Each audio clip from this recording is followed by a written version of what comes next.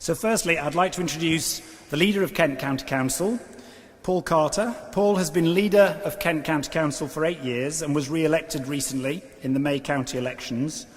Paul's document Delivering Better Healthcare for Kent and his work on the Kent Health Commission, launched in Dover by the then Secretary of State in 2011, has influenced both local and national debate on health reform.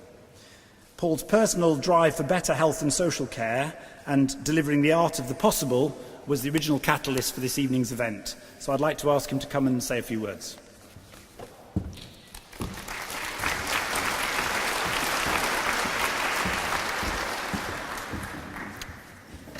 Thank you very much for that introduction, and thank you all for taking time out to come along to this stunning venue here in the Saga Pavilion. It's almost like being in Cannes.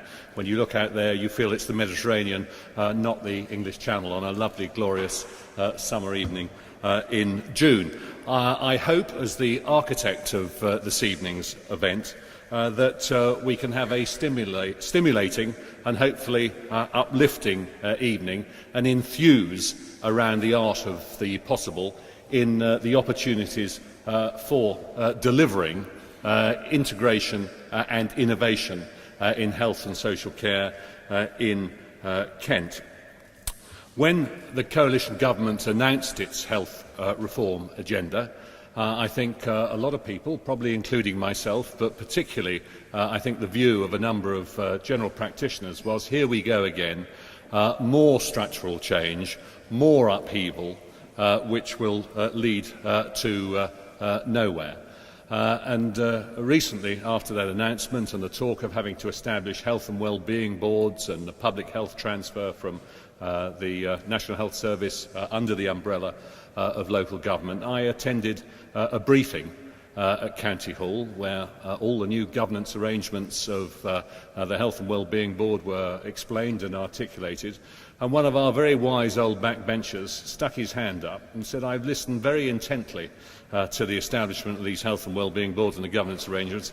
I haven't heard about one thing that will lead to better use of public resource or better health care in Kent." And I thought amen to that, and I found that comment enormously stimulating, that do we have the art of the possible in delivering better health care through the health reform agenda. The idea and concept of the disruptive influence of dismantling the PCTs in Kent and establishing 7 CCGs, most importantly, where frontline clinicians were really empowered to set the pace and the change agenda within these CCGs, sounded to me a pretty good concept. So I went on a fact-finding mission. I did set up the Kent Health Commission in Dover. Andrew Lansley encouraged us to do exactly that. And very quickly, I was enormously impressed by much of the innovation that was being discussed in the Dover and Shepway area, particularly the views of Dr. Tuan and Dr. Chowdhury, who are with us tonight. And Dr. Tuan, who came from a practice in Liverpool, where they had really delivered proactive care and risk stratification, delivering improved and enhanced preventative measures. I call it good community health services, which in the first year reduced the hospitalisation of those presenting with long-term illnesses by 85%. I mean, statistics like that really blow your mind, frankly, and when you start to look at what that could mean in the better utilisation of resource, pounds, shillings and pence, a 5% shift out of acute hospital trusts into funding good preventative, integrated with social care, preventative services, would deliver about £6 million of recurring year-by-year resource in each of the 12 districts in the county of Kent. That's just 5%. That is a phenomenal resource to fund an army of community support, community matrons, more district nurses, health visitors, and in my view, all working around GP practices and GP surgeries. And likewise, a lot of innovation going on in many brave and bold GP practices in Kent. And again, if you refer to this document articulating some of those extraordinary innovations in Dr. Ribchester's surgery around the estuary surgery in Whitstable. So I very quickly became an optimist that if we get the integration, innovation in CCGs alongside the delivery of frontline adult social care, and more of that from Mark Lobban later this evening, that we really could deliver those 24/7 support services that the elderly, the vulnerable and the sick really need to be delivered out there in the communities, which will deliver better health care and better use of public resource. Likewise, I think we're beginning to win hearts and minds, working through the initially shadow health and wellbeing boards with the clinical leads and the officers that support the CCGs. At the last shadow health and wellbeing board, before we went live after the 1st of April, each CCG presented their ambitions, the clinical lead of those CCGs presented their ambitions for the future within their CCGs.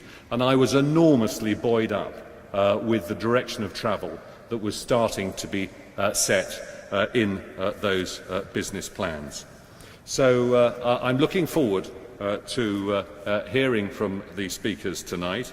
And just to prove that I'm not alone in my views, I thought I'd just end by reading a few paragraphs from the King's Fund report, Transforming the Delivery of Health and Social Care.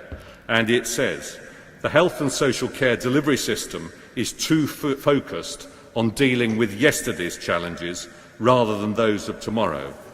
Services have struggled to keep pace with demographic pressures, the changing burden of disease and rising patient and public expectation. Too much care is still provided in hospitals and care homes, and treatment services continue to receive higher priority than preventative services. The traditional dividing lines between GPs and hospital-based specialists, hospitals and community-based services and mental and physical health services mean that care is often fragmented and integrated care is the exception rather than the rule.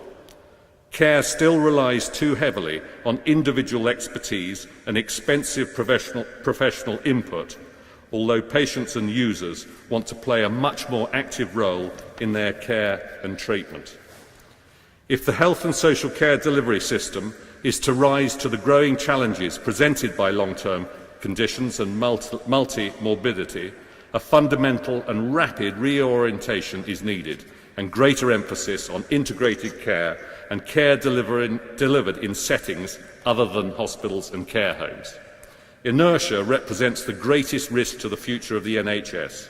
Unless health and social care leaders are willing to embrace change and question established service models, the prospect is of a long-term decline in performance and a system that is increasingly unfit for purpose. Our analysis leads us to conclude that patching up the existing system will not deliver the transformational changes required.